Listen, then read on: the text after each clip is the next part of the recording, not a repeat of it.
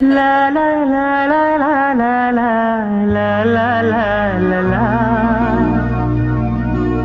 la la la la la la la la la.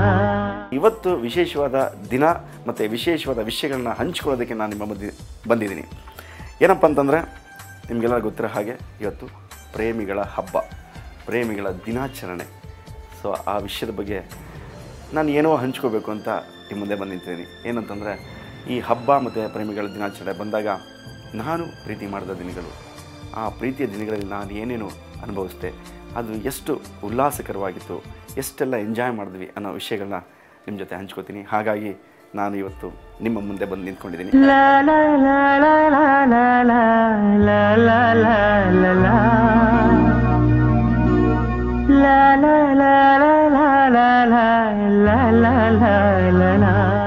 ಹದಿನೈದು ವರ್ಷ ಹಿಂದೆನೇ ಫಸ್ಟ್ ಟೈಮ್ ಅಂದರೆ ರವಿ ಮಂಡ್ಯನಲ್ಲಿದ್ದಿದ್ದು.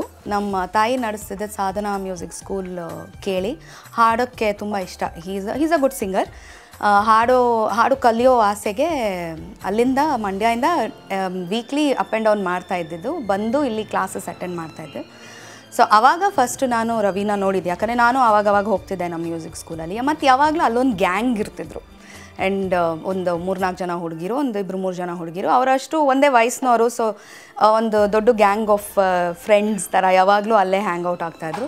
ಸೊ ನಾನು ಯಾವಾಗ ಹೋಗ್ತಿದ್ನೋ ನಾನು ಕೂಡ I was in and around ಅದೇ ಏಜ್ ಸರ್ಕಲು. ಸೊ ನಾನು ಕೂಡ ಅವ್ರಗಳ ಜೊತೆ ಮಿಂಗಲ್ ಆಗ್ತಿದ್ವಿ. ಸೊ ಹಾಗೆ we started becoming friends.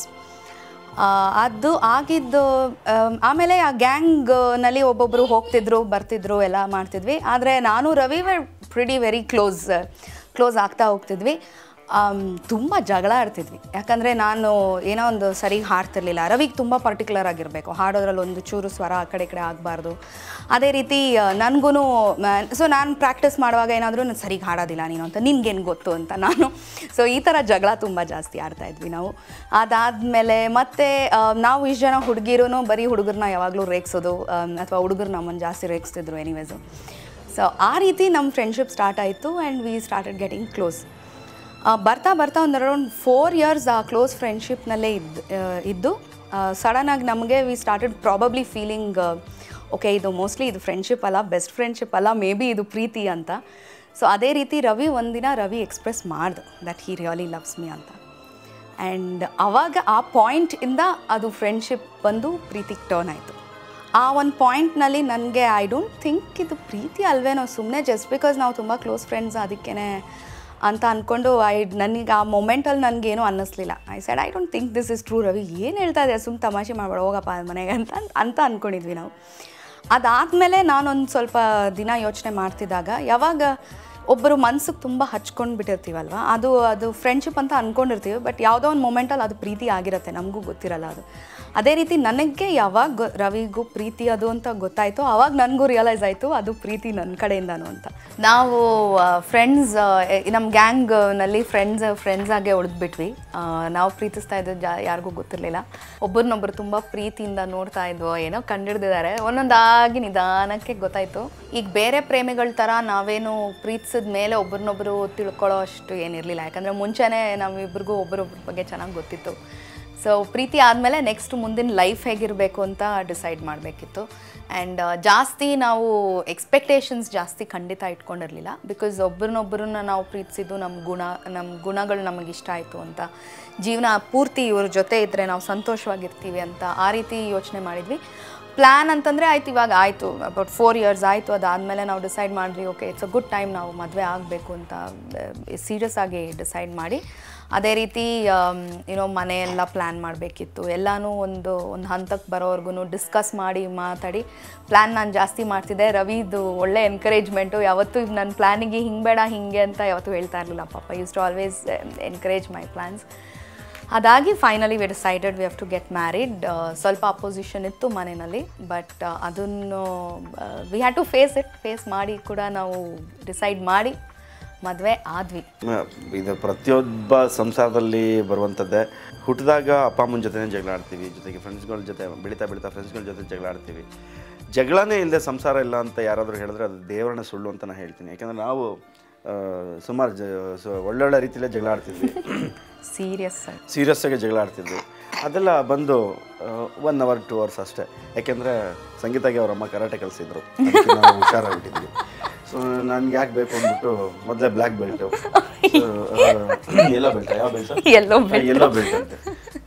Yellow belt ಇರುವಾಗ ನಮಗೆ ಸುಮ್ಮನೆ ಜಗಳ ಆಡಿ ನಾವು ಮುನ್ಸ್ಕೊಂಡು ಮಾತಾಡ ಒಂದು 2-3 hours ಮಾತಾಡದೆ ಸುಮ್ಮನೆ ಇದ್ಬಿಡ್ತಾ ಇದ್ದೆ ಅಷ್ಟೇ. ಬಟ್ ಅದನ್ನು ಕಂಟಿನ್ಯೂ ಮಾಡೋಕ್ಕೆ ಹೋಗ್ತಿರಲಿಲ್ಲ. ಸೊ ಒಂದು ಸೀರಿಯಸ್ಸಾಗಿ ಹೇಳಬೇಕು ಅಂದರೆ ವಿಷಯ, ನೀವು ಕೂಡ ಯಾವುದೇ ಪ್ರೇಮಿಗಳು ಜಗಳ ಮಾಡಿದ್ರು ಕೂಡ ಅದು ಕ್ಷಣಿಕವಾಗಿರಲಿ ಅಷ್ಟೇ. ತಕ್ಷಣ ಒಬ್ರನ್ನೊಬ್ಬರು ಮತ್ತು ಯಾರಾದರೂ ಒಬ್ಬರು ಸೋಲ್ಲೇಬೇಕು, ಇಲ್ಲ ಹುಡುಗ ಸೋಲ್ಬೇಕು, ಇಲ್ಲ ಹುಡುಗಿ ಸೋಲ್ಬೇಕು.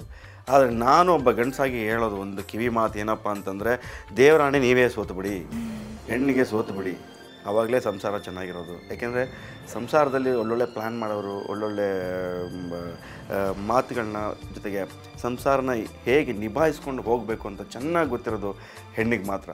ದಯವಿಟ್ಟು ಇದೊಂದು ವಿಷಯದಲ್ಲಿ ಗಂಡಸರಾದ ನಾವು ಹೆಣ್ಣಿಗೆ ತಲೆ ಬಾಗಲೇಬೇಕು, ಬಾಗ್ಬಿಡಿ, ಸೋತ್ಬಿಡಿ, ಸಂಸಾರ ಚೆನ್ನಾಗಿರುತ್ತೆ. ಅಷ್ಟೇ ಅಲ್ಲ, ಈಗ ಏನೋ ನಾನೇ ಸೋಲೋದು ಜಾಸ್ತಿ, ಹೇಳ್ಕೊಂಡಿದ್ದು ಮಾತ್ರ ನೋಡಿದ್ರೆ ಕೋಪ, ಎಷ್ಟು ಕೋಪ ಬಂದ್ಬಿಡುತ್ತೆ ಜಗಳ ಆಡಿದಾಗ ಅಂತಂದರೆ, ಮಾತಾಡೋದಿಲ್ಲ, ಊಟ ಮಾಡೋದಿಲ್ಲ. ಅವಾಗ ನಾನೇ, ಯಾಕಂದರೆ ನನಗೆ ಎಲ್ಲೋ ಒಂದು ಕಡೆ ಮತ್ತೆ ಟುಮಾರೋ ಮತ್ತೆ ಟರ್ನ್ ಮಾಡಿ ನಾವು ತಿರುಗಬೇಕು. ನಮ್ಗೇನೇ ಕಷ್ಟ ಬಂದರೂ ಟರ್ನ್ ಮಾಡೋದು ನಮ್ಮ ಹಸ್ಬೆಂಡ್ಗೆ, ಮತ್ತು ನಾವಲ್ದೆ ಇನ್ಯಾರು ಮಾತಾಡಿಸ್ಬೇಕು. ಸೋಲೋದು ನಾನೇ, ಹೇಳ್ಕೊಂಡಿದ್ದು ಮಾತ್ರ ತಾವೇ ಸೋತಂಗೆ. ಇಲ್ಲ, ಒಂದು ಮ್ಯೂಚುವಲ್ ಅಂಡರ್ಸ್ಟ್ಯಾಂಡಿಂಗ್ ಅಂತ ನಾನು ಹೇಳಕ್ಕೆ ಹೊರಟಿದೆ. ಮ್ಯೂಚುವಲ್ ಅಂಡರ್ಸ್ಟ್ಯಾಂಡಿಂಗ್ ತುಂಬ ಚೆನ್ನಾಗಿರಬೇಕು. ಯಾರಾದರೂ ಆಗಿರಲಿ, ಸೋತು ಬಿಟ್ಟರೆ ಸಂಸಾರ ಚೆನ್ನಾಗಿ ನಡ್ಕೊಂಡು ಹೋಗ್ತಾ ಇರ್ತಾರೆ. ನಾನು ಸೋಲಲ್ಲ, ಬೇಕಾದ್ರೆ ಅವಳೇ ಮಾತಾಡ್ಸ್ಕೊಂಬರಲಿ ಅಂತ ಆಗಲಿ, ಅದು ಜಾಸ್ತಿ ಹೊತ್ತಿರ್ಬಾರ್ದು ಅಷ್ಟೇ. ಸಾಮಾನ್ಯವಾಗಿ ಸತ್ಯ ಹೇಳಬೇಕು ಅಂತಂದರೆ ಒಂದು 2 hours ಸಂಗೀತನೇ ಬಂದು ನನ್ನನ್ನು ಮಾತಾಡಿಸಿ ಸಮಾಧಾನ ಮಾಡಿ ಮತ್ತು ನಾರ್ಮಲ್ ರೂಟಿಗೆ ತರ್ತಿದ್ದವಳೆ ಅವಳು. ಬಟ್ ಮನಸ್ಸಲ್ಲಿ ಯಾವಾಗಲೂ ಇರ್ತಿತ್ತು, ಬೇಡ, ಅದನ್ನು ಕಂಟಿನ್ಯೂ ಮಾಡೋದು ಬೇಡ ಅಂತ. ಸೊ ಸಮರಸವೇ ಜೀವನ, ಇದರ ಪಾಠ. ರವಿ ಸೀರಿಯಲ್ಸ್ನಲ್ಲಿ ಆ್ಯಕ್ಟ್ ಮಾಡೋಕ್ಕೆ ಸ್ಟಾರ್ಟ್ ಮಾಡಿ ತುಂಬ ಫೇಮಸ್ ಆಗಿದ್ದ time. He was a very good actor, he is a very good actor. ಹಾಗೆ ಯಾವಾಗಲೂ ಚಿಕ್ಕನಿಂದನೂ ಕನಸಿದ್ದಿದ್ದು ರವಿಗೆ ಚಿತ್ರದಲ್ಲಿ ಆ್ಯಕ್ಟ್ ಮಾಡಬೇಕಂತ. ಡಾಕ್ಟರ್ ರಾಜ್ಕುಮಾರ್ ಅವರ ಪರಮ ಭಕ್ತರು, ಡಾಕ್ಟರ್ ವಿಷ್ಣುವರ್ಧನ್ ಅವ್ರ ಫೇವ್ರೆಟ್ ಆ್ಯಕ್ಟರ್. ಸೊ ಇವ್ರನ್ನ ನೋಡಿ ಆ ಇನ್ಸ್ಪಿರೇಷನ್ ಚಿಕ್ಕನ್ನಿಂದ ಇತ್ತಂತೆ. ಆ್ಯಂಡ್ ಆಪರ್ಚುನಿಟೀಸ್ ಬರೋಕ್ಕೆ ಸ್ಟಾರ್ಟ್ ಆಯಿತು ಫಿಲಮ್ನಲ್ಲಿ ಮಾಡೋಂಥ ಆಪರ್ಚುನಿಟೀಸು. ಸೊ ಆವಾಗ ಒಂಚೂರು ಯು ವಾಸ್ ಥಿಂಕಿಂಗ್ ಏನು ಮಾಡೋದು, ಬಿಕಾಸ್ ಇವರು ಗ್ಯಾಂಬಲ್ ಥರ ಅಲ್ವಾ ಇವಾಗ ಫಿಲ್ಮ್ ಇಂಡಸ್ಟ್ರಿನಲ್ಲಿ, ಏನು ವರ್ಕೌಟ್ ಮಾಡ್ಬೋದಾ ಅಥವಾ ಏನೋ ಥ್ರೂ ಔಟ್ ಅದನ್ನು ಕರಿಯರ್ ಆಪ್ಷನ್ ಆಗಿ ತೊಗೋಬೋದಾ ಅಂತ. ಆವಾಗ ನನಗನ್ಸಿದ್ದು ಒಂದು ನಮ್ಮ ತಂದೆಯಿಂದ ಬಂದಿದ್ದ ರಿಸ್ಕ್ ತೊಗೊಳ್ಳೋಂಥ ಒಂದು ಆ್ಯಟಿಟ್ಯೂಡು ಮೇ ಬಿ, ಆ್ಯಂಡ್ ಇನ್ನೊಂದು ಎಲ್ರಿಗೂ ಅವ್ರ ಕನಸನ್ನು ಚೇಸ್ ಮಾಡೋವಂಥ, ಕನಸು ಹಿಂದೆ ಹೋಗುವಂಥ ಒಂದು ಅವಕಾಶಗಳು ಎಲ್ರಿಗೂ ಸಿಗೋದಿಲ್ಲ.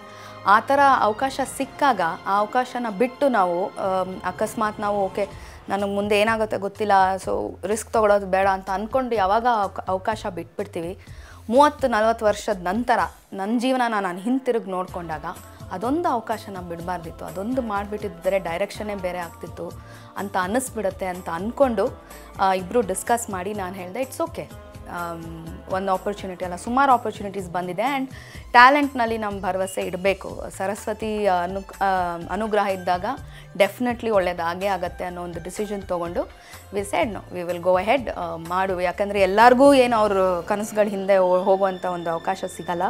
ಸೊ ಆಗ ಇಂಡಿಪೆಂಡೆಂಟ್ ಹೀರೋ ಆಗಿ ಪಯಣ ಫಿಲ್ಮ್ ನಾನು ಮಾಡಿದ್ರು. ನನಗೆ ತುಂಬ ಇಷ್ಟ ಆಯಿತು, ಅವ್ರಿಗೆ ಹೀರೋಯಿನ್ ತುಂಬ ಇಷ್ಟ ಆಗಿದ್ದರು. ಅವ್ರಿಗೆ ತುಂಬ ಫೇವ್ರೇಟ್ ಆಗಿದ್ದ ಕನಸಿನ ಹೀರೋಯಿನೇ ಸಿಕ್ಕಿದ್ಲು ಆ ಫಿಲಮ್ನಲ್ಲಿ ರವಿಗೆ. ಆ್ಯಂಡ್ ತುಂಬ ತುಂಬ ಒಳ್ಳೆಯ ಪರ್ಫಾರ್ಮೆನ್ಸ್ ಮಾಡಿದ್ರು. ಮೋಡದ ಒಳಗೆ ಹನಿಗಳ ಬಳಗ